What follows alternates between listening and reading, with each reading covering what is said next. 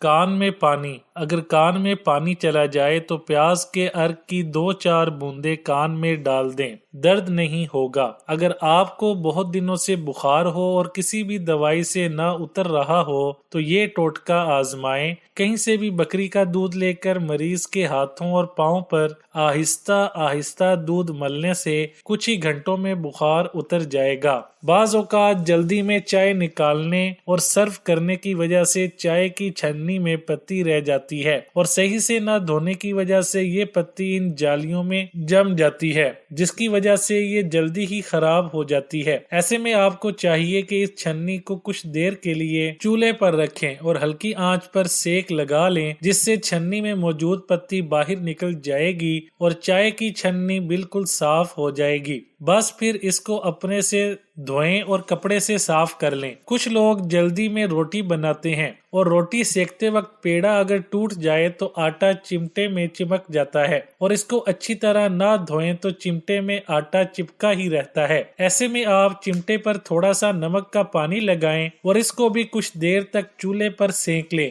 اس سے آپ کا چمٹا بالکل صاف ہو جائے گا۔ ٹماٹر کو دھو کر خشک کر لیں، پھر اس کو ہلکی آنچ پر جلائیں اور ایک پلیٹ میں رکھیں، پھر چمچ کی مدد سے اس کو کچلیں۔ اب اس کچلے ہوئے ٹماٹر کو شیشے کے گندے برتنوں پر رگڑیں، آپ دیکھیں گی کہ جلد ہی سارے نشانات ختم ہو جائیں گے۔ بریسٹ کینسر یا جسم کے کسی اور حصہ کی گلٹیاں ختم کرنے کے لیے 1 چھٹانک تیل سرسوں میں، آدھی چھٹانک شہد اور 1 چھٹانک عادتیں ڈال کر دن میں کسی بھی وقت یا رات کو سوتے وقت گلٹی پر ملنے سے 2 دن میں گلٹیاں ختم ہو جائیں گی۔ جو لوگ روزانہ چائے پیتے ہیں ان کے جوڑوں کو اکثر درد رہتا ہے۔ اگر سبزیوں کے اچار کو زیادہ دن تک محفوظ رکھنا ہو تو ان میں چند انگور کے دانے ڈال دیں، اس سے سبزیوں کا اچار خوش ذائقہ رہے گا۔ چائے بنانے کے بعد جو پتی باقی رہ جاتی ہے، اگر اس پتی کی گھر میں دھونی دی جائے تو گھر میں مچھر اور مکھی کبھی نہیں آئیں گے۔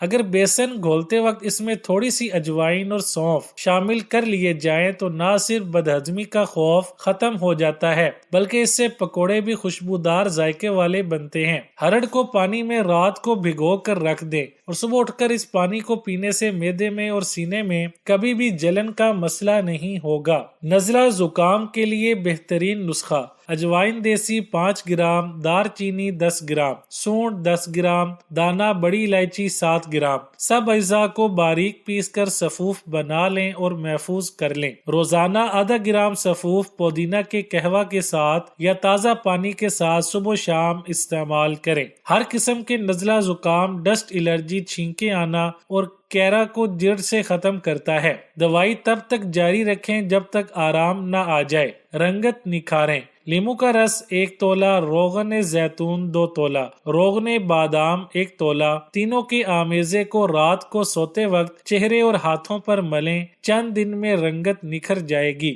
سمندری نمک سے مالش: سمندری نمک 2 بڑے چمچے 1 لیٹر ابلتے ہوئے پانی میں ملا دیں، پھر ٹھنڈا کر کے محفوظ کر لیں۔ ہر روز سر کی جلد میں اس سے مالش کریں۔ بالوں کو حسب معمول دھوئیں۔ بہتر یہ ہوگا کہ بالوں کو دھونے کے لیے صابن کی بجائے شیمپو استعمال کیا جائے۔ لہسن سے بلڈ پریشر ختم: لہسن کے استعمال سے نسیں پھیل جاتی ہیں اور بلڈ پریشر خود بخود کم ہو جاتا ہے۔ انڈے کے فوائد: انڈے جہاں اور بہت سے کام آتے ہیں وہاں خوبصورت کھلونے بنانے کے علاوہ سے پرانی کھانسی اور دوسری کئی بیماریوں میں کام آتے ہیں۔ اس کے علاوہ انڈے کے چلے اور نمک اور تنگ منہ والی شیشی میں ڈال کر دھونے سے شیشے کے داغ دھبے دور ہو جاتے ہیں۔ انڈے کے چھلکے: اس کے علاوہ انڈے کے چھلکے اور نمک اور تنگ منہ والی شیشی میں ڈال کر دھونے سے شیشے کے داغ دھبے دور ہو جاتے ہیں۔ انڈے کا تیل دماغی قوت بڑھانے، بال پیدا کرنے اور گنج دور کرنے کے لیے بھی مفید ہے۔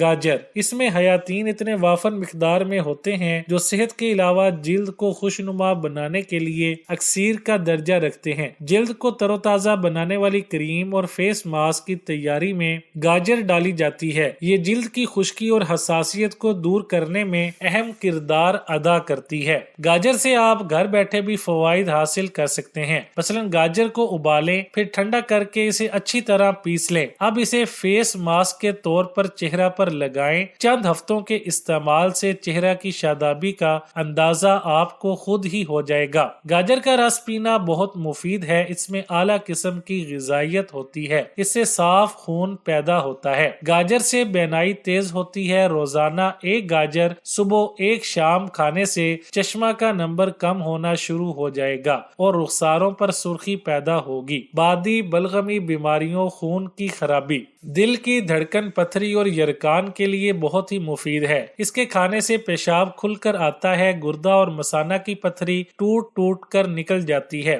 گاجر قبض کشا بھی ہے، مردانہ کمزوری کے لیے اور مقوی ہے۔ گاجر کا حلوہ بدن کو موٹا کرتا ہے، درد کمر اور ضعف گردہ کے لیے مفید ہے۔ دانتوں اور مسوڑوں کی حفاظت کے لیے گاجر کا چبانا مفید ہے۔ کتاب بیماریوں اور ان کا علاج۔ آلو، جوڑوں کے درد کے لیے بھنے ہوئے 2 آلو، 1 ٹماٹر اور تھوڑی سی ادرک روزانہ کھائیں۔ انشاءاللہ تعالی جوڑوں کا درد جلد ختم ہو جائے گا۔ اسی طرح گردوں کے درد اور پتھری میں ہم وزن بھنے ہوئے آلو اور مولی میں سونف، نمک اور کالی مرچ ملا کر استعمال کرنے سے بہت فائدہ ہوتا ہے۔ آلو جسم کو موٹا بھی کرتا ہے۔ آنکھوں کے گرد موجود سوجن کو آلو کی کاشوں سے ختم کیا جا سکتا ہے۔ رات کو سونے سے قبل آلو چھیل کر کاشوں کو متاثرہ جگہ پر رکھ کر پٹی باندھ لیں اور صبح کھول دیں۔ اس کے علاوہ جلی ہوئی جلد پر اگر فوری طور پر آلو کاٹ کر ملا جائے تو جلد نہ صرف آبلہ سے محفوظ رہتی ہے بلکہ جلنے کا نشان بھی مٹ جاتا ہے۔ سیب، اس میں دوسرے پھلوں کی نسبت فاسفورس اور فولاد زیادہ مقدار میں پائے جاتے ہیں۔ فاسفورس ہی دماغ کی اصلی غذا ہے۔ دماغی کام کرنے والوں کے لیے سیب بہت ہی ضروری ہے۔ روزانہ ایک سیب کھانے سے آپ انشاءاللہ تعالی بیمار نہیں ہوں گے۔ سیب دماغی قوت اور خون پیدا کرتا ہے، رنگت کو نکھارتا اور رخساروں میں سرخی پیدا کرتا ہے۔